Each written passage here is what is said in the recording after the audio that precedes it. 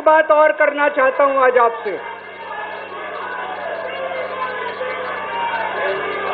एक बात और करना चाहता हूं, बड़े ध्यान से सुनना। एक बात और बहुत जरूरी बात है, सारे जने बड़े ध्यान से सुनना।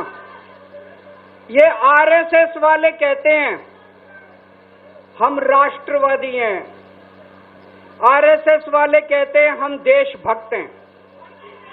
आज मैं पूरे सम्मान के साथ, आरएसएस के प्रमुख हैं श्री मोहन भागवत जी, मैं पूरे सम्मान के साथ मोहन भागवत जी से 5 प्रश्न पूछना चाहता हूं और आपका समर्थन चाहता हूं। अगर मैं कोई गलत प्रश्न पूछूं तो बता देना, और सही प्रश्न पूछूं तो मैं आपसे हाथ खड़ा करवा के पूछूंगा। मेरा पहला प्रश्न है मोहन भागवत जी से।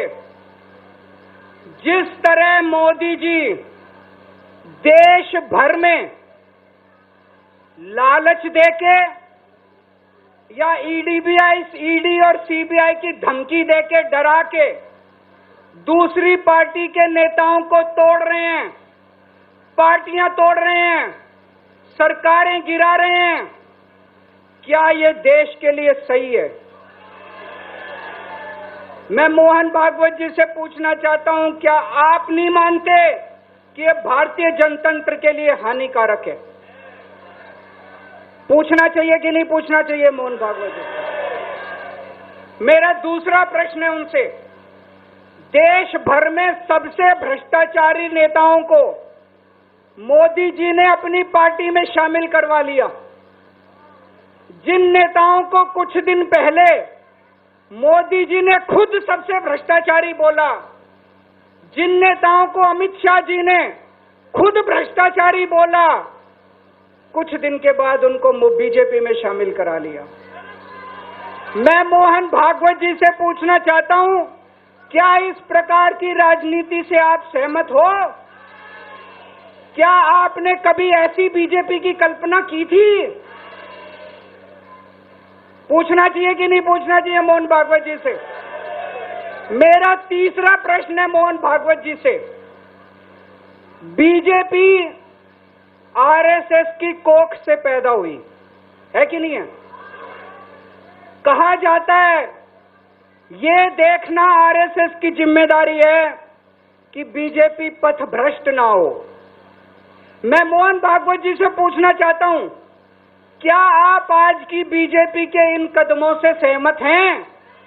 क्या आपने कभी मोदी जी से ये सब ना करने के लिए बोला? मोहन भागवत जी बताएं कि क्या आपने मोदी जी को ये सब गलत हरकतें करने से रोका कभी? पूछना चाहिए नहीं पूछना चाहिए? मेरा चौथा प्रश्न है मोहन भागवत जी से। जेपी नड्डा जी ने लोकसभा चुनाव के दौरान उन्होंने कहा कि बीजेपी को अब आरएसएस की जरूरत नहीं है। आरएसएस बीजेपी की मां समान है कि नहीं है?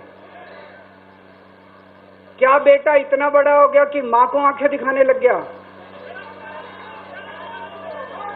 क्या बेटा इतना बड़ा हो गया कि आज मां को आंखें दिखाने लग गया?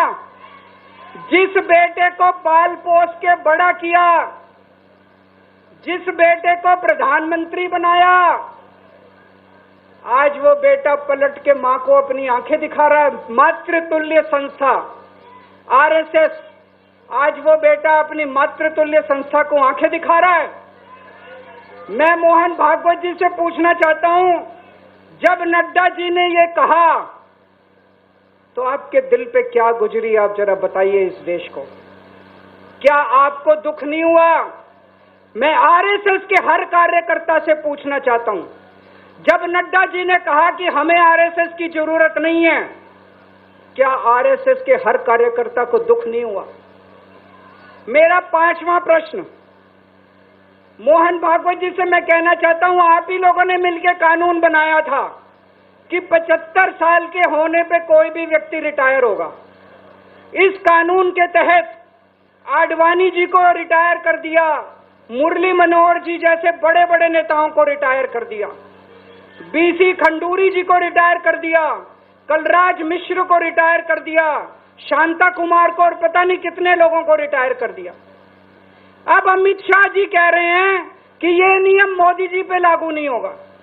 तो मैं मोहन भागवत जी से पूछना चाहता हूं, क्या आप इससे सहमत हो कि जो नियम आडवाणी जी पे लागू हुआ वो मोदी जी पे लागू नहीं होना चाहिए? आप ये पूछना चाहते हैं कि नहीं पूछना चाहते? पूरा देश आज मोहन भागवत जी से ये प्रश्न पूछ